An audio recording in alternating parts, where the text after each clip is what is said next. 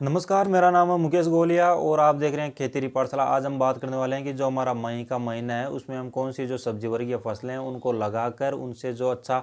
Income है वो generate कर सकते हैं। जो हमने अगेती जो जून दिसंबर है, जनवरी फरवरी और मार्च में जो अगेती सब्जी वर्गीय फसलों को लगाया था उन वो लगभग इस समय हार्वेस्टिंग पर है और ख़त्म होने को। तो बात करें कि मई का जो महीना है उसमें हम कौन सी जो सब्जी वर्गीय फसलें हैं उनको लगा सकते हैं, या फिर जैसे जून जुलाई में हम सब्जियां लगाते हैं उससे पहले कौन सी सब्जी वर्गीय फसलों को लगाकर अच्छी खासी जो अपनी आय है वो ले सकते हैं। तो आपने अभी तक हमारे यूट्यूब चैनल खेती पाठशाला को अगर सब्सक्राइब नहीं किया तो चैनल को सब्सक्राइब करें ताकि खेती से जुड़ी नई नई जानकारियाँ आपको इसी प्रकार मिलती रहें। तो देखिए, बात करें मई का महीना। अगर मई के महीने में यानी जो हम कौन सी सब्जी वर्गीय फसलें हैं उनको लगा सकते हैं उनके बारे में हम बात करने वाले हैं। तो देखिए, अगर बात करें बेल वर्गीय फसलों की, तो बेल वर्गीय फसलों में आप पहली फसल है वो ले सकते हैं करेले की फसल। देखिए, जो आपकी करेले की फसल है उसकी जो डिमांड है वो आपको साल भर देखने को मिलती है और जिसके जो बाज़ार में रेट है वो भी आपको अच्छे मिलते हैं। अगर बात करें इन दिनों में या आज जैसे 30 अप्रैल हो चुकी है, तो इस समय आज के दिन जो करेले की जो रेट है वो लगभग 15 से 20 रुपये पर केजी के हिसाब से है, जो इस साल कम है। तो आप मई के महीने में जो करेला लगाएंगे और वह जब बाज़ार में हार्वेस्टिंग होकर जाएगा तो उस समय आपको जो करेले की रेट है वो अच्छी रेट आपको देखने को मिलेगी। अगर उसके बाद में अगर हम अगली फसल की बात करें बेल वर्गीय फसल में,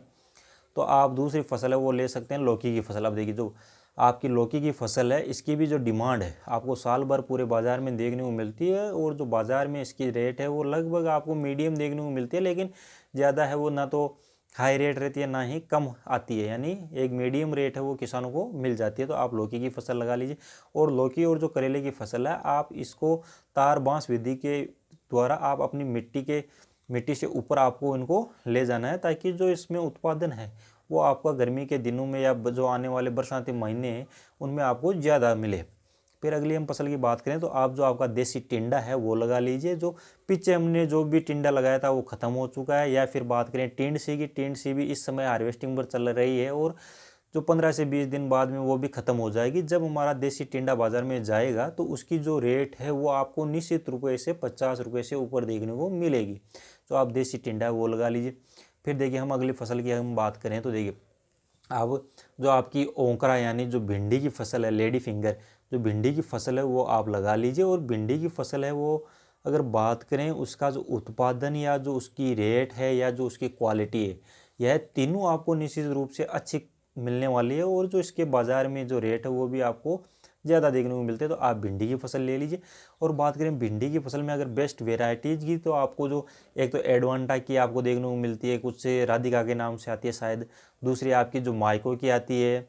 वो आप वैरायटी ले लीजिए, यानी अच्छी जो क्वालिटी का जो हाइब्रिड बीज है वो आप ले लीजिए। फिर अगली हम फसल की बात करें तो आप जो दो ऐसी फसलें हैं जो आपको कम खर्च है उसमें, यानी बीज की अगर लागत देखें, बीज की जो रेट के हिसाब से देखें तो भी आपको सस्ता पड़ता है और जिसकी जो बाज़ार में रेट है वो भी आपको अच्छी खासी मिल जाती है। कम इसमें आपको रोग देखने को मिलता है, कम ही स्प्रे उसको आपको करना पड़ता है। तो आप जो गंवार की फली और जो चंवले की फली है, यानी दोनों जो फली वर्गीय फसलें हैं इसको आप लगा लीजिए, जिसमें आपको कम खर्च में अधिक उत्पादन देखने को मिलता है। फिर देखिए, हम अगली फसल की बात करें तो अगर आपने पिछले कुछ दिनों में अगर आपने नर्सरी डाल रखी है या आपकी अब आप नर्सरी डाल रहे हो, तो आप मिर्च, बैंगन और टमाटर यानी 3 ऐसी सब्जी वर्गीय फसलें हैं जिनको आप निश्चित रूप से चाहे लगाएं कुछ पैमाने पर, यानी थोड़ी दूर में भी आप इसको लगा सकते हैं, लेकिन लगाना है। पहले अगर नर्सरी आपकी तैयार है तो आप इस समय यानी मई के महीने में उसको अपने खेतों में ट्रांसप्लांट कर दीजिए। और हाँ, एक बात का आप विशेष ध्यान रखिए कि जो मई महीने में आप कोई भी चाहे सब्जी वर्गीय फसलें लगाएं, आप उसको बेड बनाकर लगाएं, क्योंकि जो आने वाले जैसे जून जुलाई का महीना है वो बरसाती महीने हैं, जिसके कारण जो आपका उत्पादन है या जो आपका जो पौधा है उसमें जो रोग प्रतिरोधक यानी रोगों की जो आने की जो संभावना है वो कम हो जाती है। तो आप बेड बनाकर बेड विधि से आप इनको लगा लीजिए।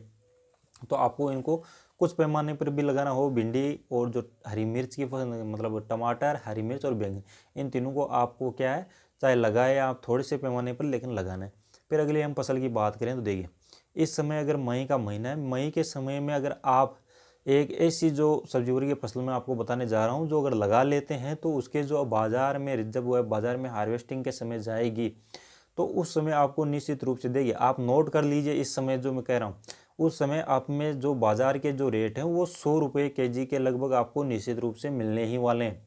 अगर बात करें कि कौन सी ऐसी सब्जी वर्गीय फसलें, तो आप जो आपकी फूल गोभी की फसल है वो मई के महीने में लगा लीजिए। अगर आपने पहले या तो जो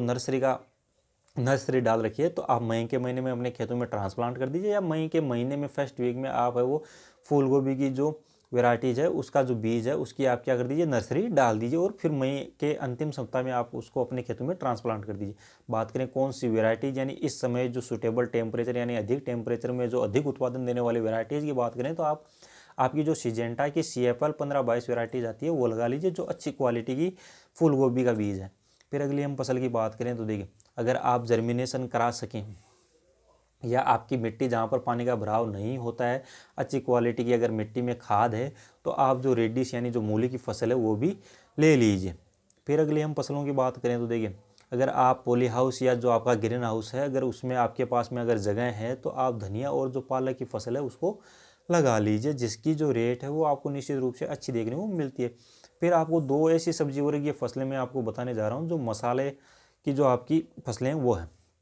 जिसमें आपको पहली फसल लगानी है आपकी जो अदरक की फसल है वो लगा लीजिए, जो 6 से जब 8 महीने बाद में जब बाज़ार में अदरक की आपकी जो फसल वो जाएगी, तो उसकी जो रेट है वो आपको निश्चित रूप से अच्छी मिलेगी।